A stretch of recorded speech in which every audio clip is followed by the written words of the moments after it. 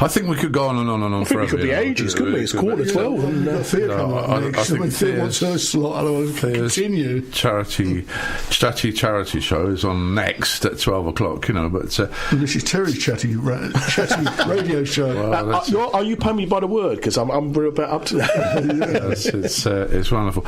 Terry, thanks for popping in this morning. No problem, And it's lovely to see you. And it's nice to hear about the Sticks and where it came about. And it's nice to... I think one of these days I'd like to sort of reverse the table on you and actually interview you, rather than sit and listen to you waffling on about how many people you've interviewed and all that. Ladies and gentlemen, Terry Sullivan. I don't like it, actually. I must admit, I'm not keen on it, flipping it the other way. It's horrible. It's horrible. Yeah, I've had people try it on with me, actually. It's not pleasant. It's the worst thing in the world. Are you sitting down? I'm sitting there.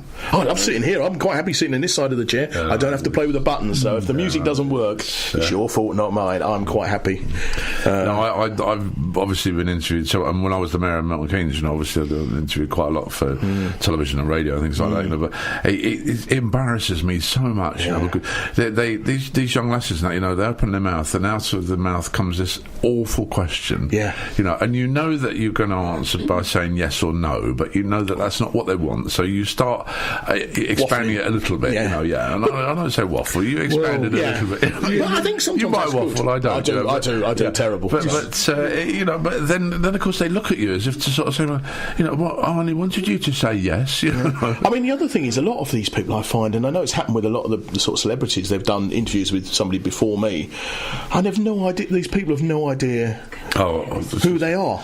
I did Richard Branson once when he came to Milton Keynes, and we were in a queue, and his agent was there and that, and the agent was coming down the queue, and there was about 4 or 5 newspaper reporter girls there and me, and he said, "You've got a minute each," and that, and I'm standing there, and these little girls going, "It's the first time you've been to Milton Keynes, Mr. Branson. What do you think of Milton Keynes, Mr. Branson?" And then the next one, "Mr. Branson, you've been to Milton Keynes before, And I thought, was so mundane. It's not very popular. So because as soon as he saw me with a tape machine, he said, it's a bit noisy. So he said, "Should we go around the corner?"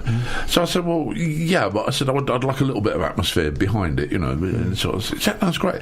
So we tucked ourselves around the corner in this little gateway, this little doorway in the shop, and 5 minutes later, I look around and his agent is leaping up and down. He's doing the old cut sign across the throat, and Branson's just sort of totally ignoring him, because the thing was, we were both chatting.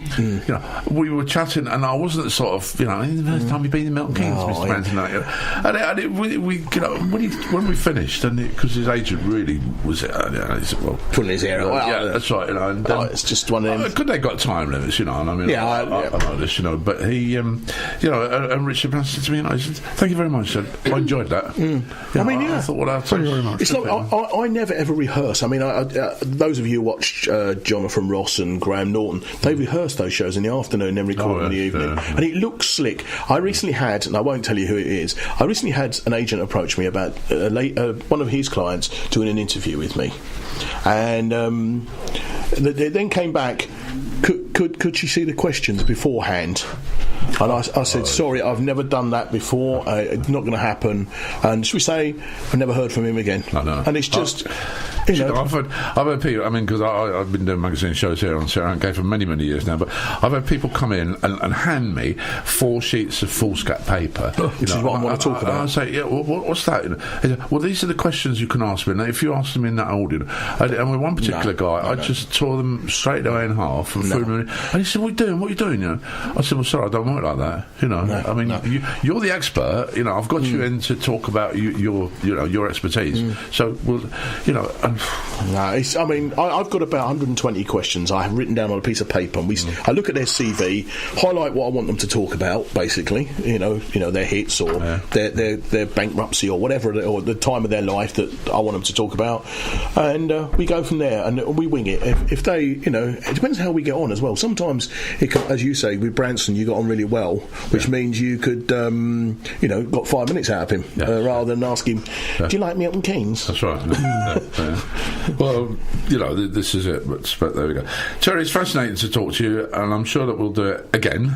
Maybe not leave it so long this time. No, it's been a few years, hasn't it? It's been a few years, hasn't it? But we wish you all the very best, especially in your move. And it's got a bit stressful, as always. It's a bit like divorce, isn't it? I don't never know which is worse. That's why I've lived in my house for 41 years. Me too. Yeah, I've been in my house for 25, and now I'm finding stuff in cupboards that I didn't know I had. I think we've all done that. Well, it's valuable. It could be valuable. Yeah, don't chuck it away, mate. Oh no, it's old gas bills. Well, they could be ephemera, antiques. Great. Terry, thanks a lot. Terry from the Sticks. All right, and we'll talk again later. Thank you.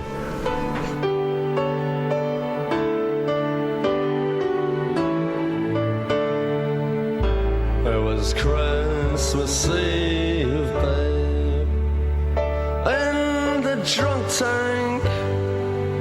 An old man said to me, won't see another one. And then he sang a song, the rare old mountain tune. I turned my face away and dreamed about you. Got on a lucky one, came in late 10 to 1. I've got a feeling this year's for me and you. So happy Christmas, I love you, baby. I can see a better time when all our dreams come true.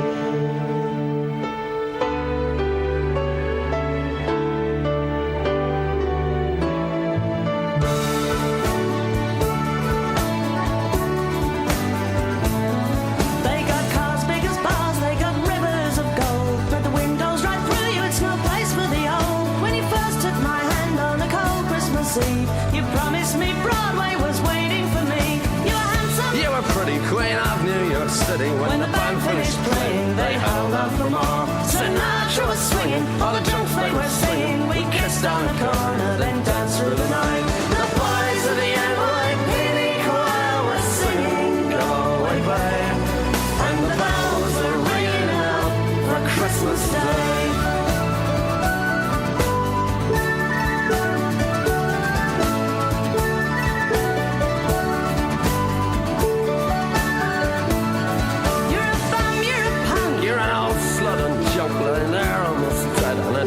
You scumbag, you maggot, cheap, lousy faggot. Happy Christmas, you're ours. I pray God it's our love. The boys of the NYPD choir still singing, Go Away Babe, and the bells are ringing out for Christmas Day.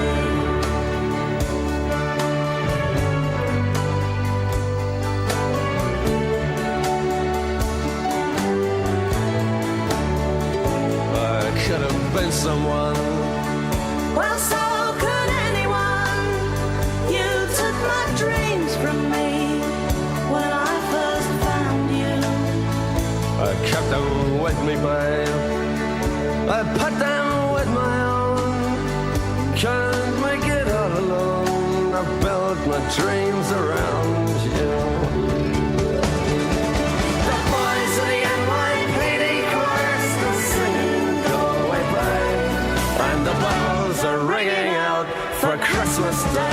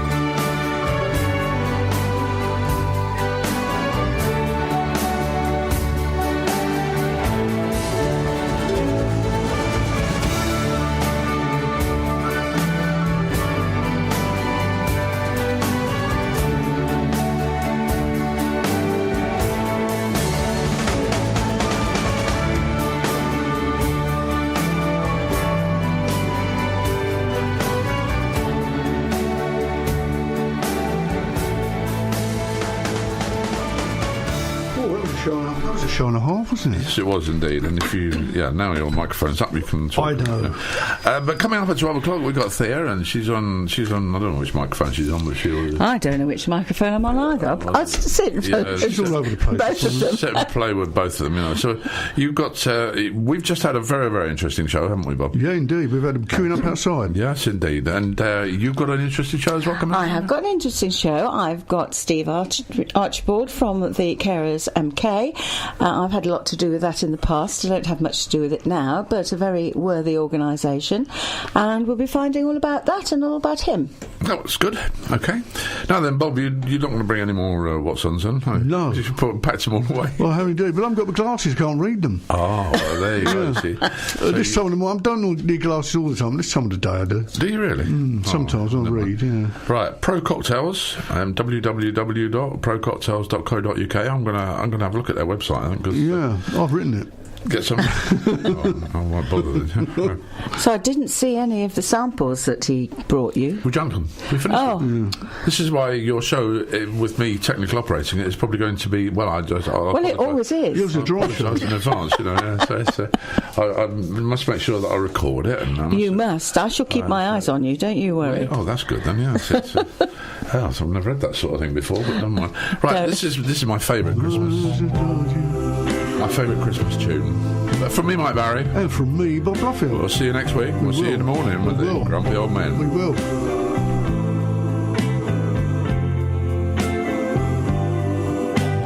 Try to imagine a house that's not a home. Try to imagine a Christmas all alone. That's where I'll be since you left. My tears could melt the snow. What can I do without you? I've got no place to go. It'll be lonely this Christmas without you to hold. It'll be lonely this Christmas, lonely and cold. It'll be cold, so cold without you to hold this Christmas.